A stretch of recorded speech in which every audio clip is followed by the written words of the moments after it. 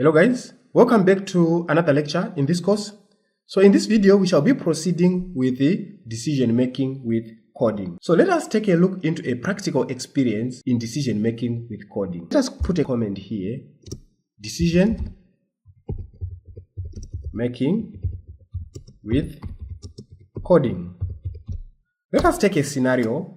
For example, you have a bank account and the bank account is having more than 300. Let us assume you are having $350 in your bank account. And you want to order chicken in, or you want to order pizza, or you want to order chips. You should create a program which verifies if the amount $300 or $350 is there in your bank account. Should send a message to a KFC shop or to a supermarket or to a place where you usually order pizza or chicken in to send you your order. In this case, we are saying this is your bank account, bank underscore account.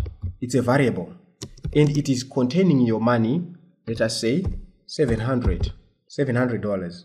So now we are writing a condition. When you're writing a condition in Python, we use if statement. So if the bank account where we store our money in the bank account is having greater or equal to $350. If there is $350 or more, then we put colon to represent it. Then we press a order. So let's say print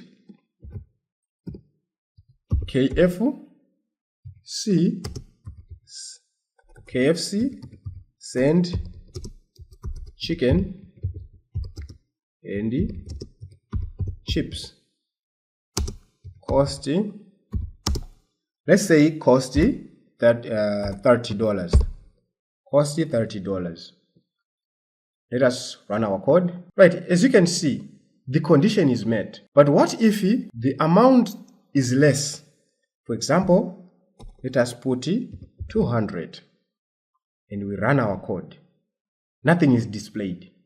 So how do we make sure that if the amount is less than, we have to receive a message there?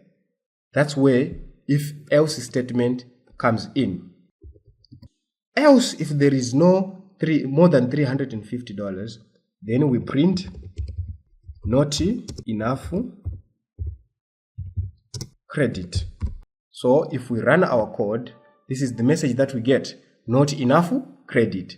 But if there is enough money, for example, 400, we get KFC send chicken and chips, cost $30. For example, we have another daily scenario that we face in our day-to-day life. If a voucher is completed, you buy a voucher to call someone and a voucher is completed after calling. In most cases, we usually receive a message saying, please recharge. Let us assume we have a voucher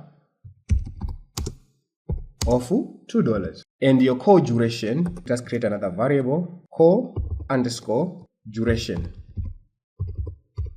The call duration is equals to per second is 20 cents. So let us multiply it by 60 seconds. Multiply by 60. So now we are saying if call underscore duration is greater or equal to 2, then print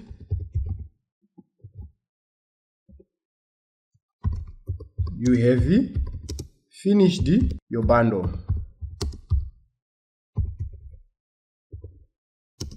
Please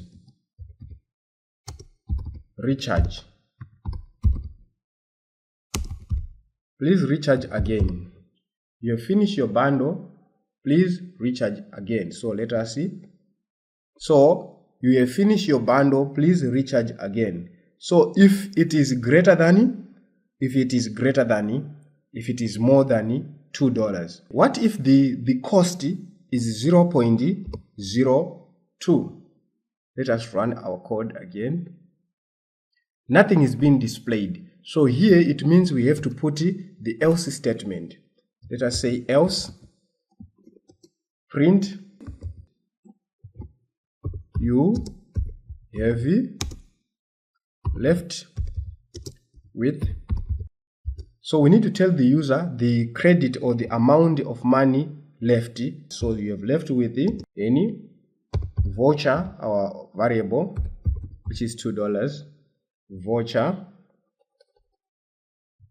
voucher minus the core duration, core underscore duration. So voucher minus duration, then we get the balance. So if you run, by doing so, we are able to see the remaining balance after a call. And you can actually see that the else statement helps to execute the conditions which are not true. This is all for this lesson. Bye bye.